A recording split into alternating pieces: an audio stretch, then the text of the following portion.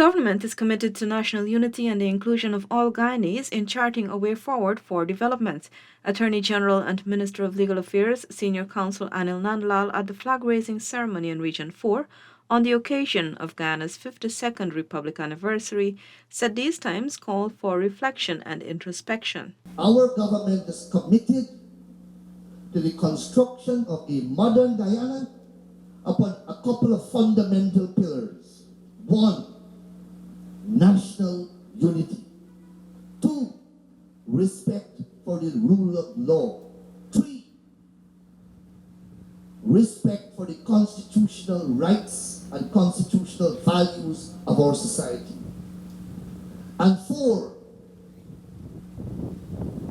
every Guyanese must be afforded to play an equal part in that journey to take our country forward. Minister Nandlall said division has long plagued Guyana. However, the country is now on a different path of development.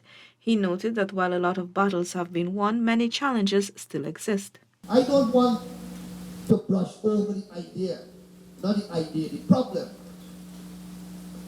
of the division which has historically been in the society. It is one of the most fundamental problems that we have. But this is the time here now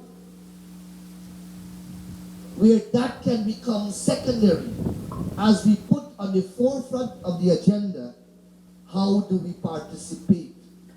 How do we enjoy?